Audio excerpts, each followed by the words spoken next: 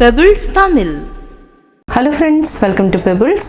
நான் உங்கள் கோபி சுதா கோவை சமையல். நம்ம இன்றைக்கி செய்ய போகிறது முருங்கைக்காய் குழம்பு. அதாவது என்ன, இது சோத்துக்காயின்னு சொல்லுவாங்க. இதில் வந்து என்னென்னா நிறையா சதை இருக்கும், அதே மாதிரி உடம்புக்கு ரொம்ப நல்லது.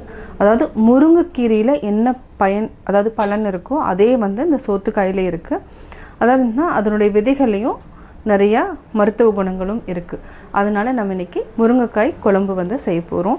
ஃபஸ்ட்டு நம்ம ஒரு பேன் எடுத்துக்கலாம் அல்லது கடாய் எடுத்துக்கலாம். இது கூட ஒரு 2 டேபிள் ஸ்பூன் எண்ணெய் விட்டுக்கோங்க. இது வந்து கடலெண்ணெய், நல்லெண்ணெய் எது வேணாலும் இருக்கலாம். இப்போ எண்ணெய் காஞ்சிருச்சு. இது கூட நம்ம 3/4 டீஸ்பூன் அளவுக்கு சீரகம் எடுத்துக்கலாம், 1/2 டீஸ்பூன் மிளகு, 3/4 டீஸ்பூன் மல்லி விதை, 3 வரமிளகாய், கருவேப்பிலை. இது நல்லா வதக்கிக்கலாம். மல்லி வந்து நாட்டு மல்லி தான் நம்ம எடுத்துருக்குறோம், அதனால் வாசம் நல்லா தூக்கலாக இருக்கும். இது கூட ஒரு 6 பல் பூண்டு சேர்த்துக்கலாம். பூண்டு சேர்த்துனதுக்கப்புறம் நம்ம சின்ன வெங்காயம் தான் எடுக்கிறோம். இது ரொம்ப நல்லது. சின்ன வெங்காயத்தில் ஆன்டி ஆக்சிடென்ட்ஸ் இருக்குது. அதே மாதிரி இந்த குழம்புக்கு வந்து சின்ன வெங்காயம் சேர்த்துட்டிங்கன்னா நல்லா டேஸ்ட்டாக இருக்கும். இதையும் சேர்த்து நல்லா வதக்கிக்கலாம். வெங்காயம் வதக்கிட்டோம். இப்போ 2 தக்காளி சேர்த்துக்கலாம். இந்த அளவுக்கு புளியும் சேர்த்து நம்ம வதக்கி அரைச்சிக்கலாம்.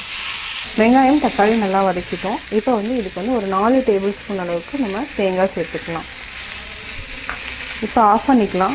ஆஃப் பண்ணிவிட்டு இந்த சூடே போதும். இதை வதக்கிட்டு அப்படியே விட்டுங்க. நல்லா ஆறுனதுக்கப்புறம் இதை அரைச்சி எடுத்துக்கலாம்.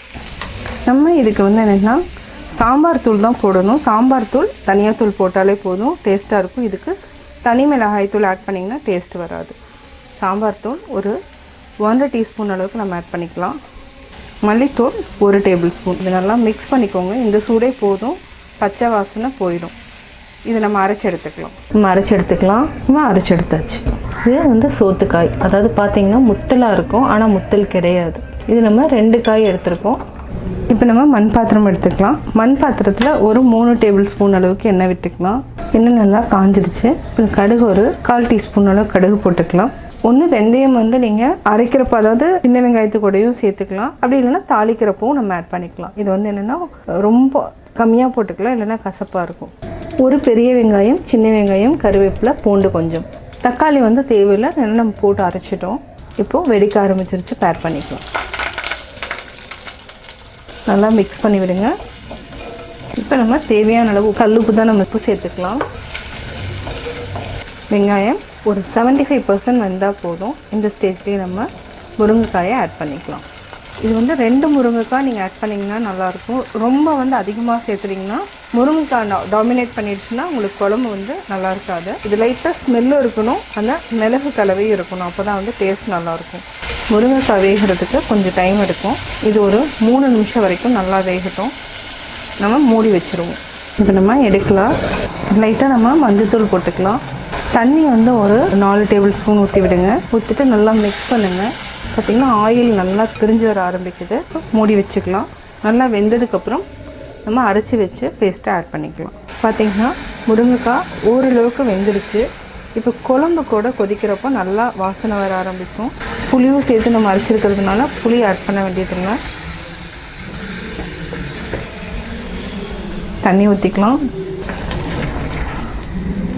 இன்னும் கொஞ்சம் தண்ணி ஊற்றிட்டு மூடி வச்சுக்கலாம். அவ்வளோதான், கிரேவி ரெடி ஆயிரும். இது வந்து என்னென்னா சிம்மில் வச்சுட்டு ஒரு 10 மினிட்ஸ் வந்து நல்லா கொதிக்கணும். அப்போ தான் வந்து அந்த எசன்ஸ் எல்லாம் நல்லா இறங்கும். இதுக்கு தேவையான அளவு உப்பு சேர்த்துக்கலாம். இப்போ நம்ம மூடி வச்சுக்கலாம். இப்போ நம்ம செக் பண்ணலாம். 10 மினிட்ஸ் ஆயிடுச்சு. ஆயில் நல்லா மேலே வர ஆரம்பிச்சிச்சு. இந்த ஸ்டேஜில் நம்ம ஆஃப் பண்ணிக்கலாம். இது மண் பாத்திரங்கிறதுனால இது ஒரு 5 மினிட்ஸ்க்கு இப்படியே தான் கொதிச்சுட்டு தான் இருக்கும்.